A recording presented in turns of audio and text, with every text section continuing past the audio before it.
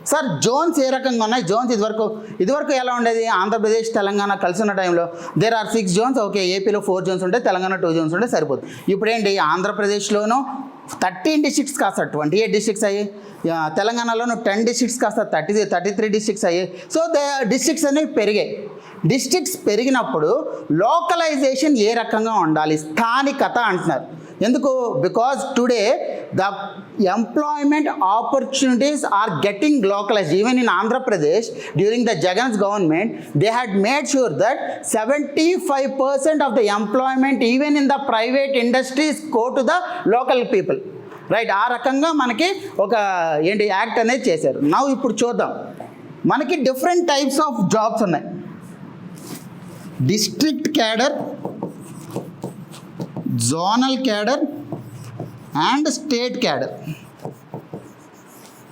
ప్రీవియస్గా ఏ రకంగా ఉండేది? స్టేట్ క్యాడర్లో ఏమో 60:40 ఉండేది, డిస్ట్రిక్ట్ జోనల్ క్యాడర్లో ఏమో 70:30 ఉండేది, డిస్ట్రిక్ట్ క్యాడర్లో 80:20 ఉండేది. ఆంధ్రప్రదేశ్లో 80 ఏమో లోకల్, 20 ఏమో ఓపెన్, నాన్ లోకల్, ఓపెన్. దాని గురించి తెలంగాణలో పూర్తిగా గొడవ అయింది.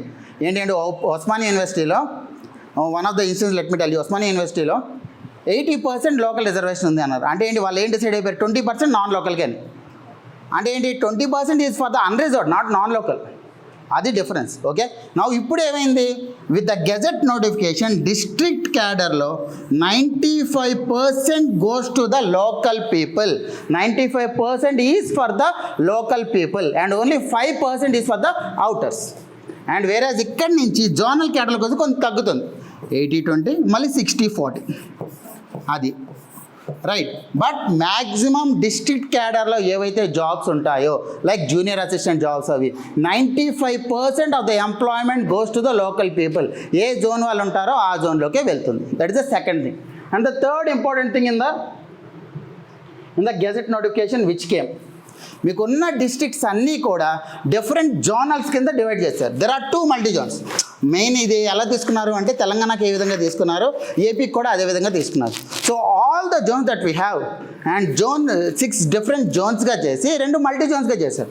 అండ్ అందులోనూ a student of multi zone 1 is a non local in the multi zone 2, a student of multi zone 2 is a non local in the multi zone 1.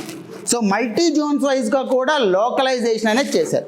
And in these 6 different zones, zone 1 Srikakulam దగ్గర నుంచి start అయ్యి zone 6 Sathya Sai district, different districts are actually clubbed together. Now ఈ zonal సిస్టమే పూర్తిగా మనకి రిక్రూట్మెంట్కి follow అవుతారు till the end of the recruitment process. అది సింపుల్. ఓకేనా?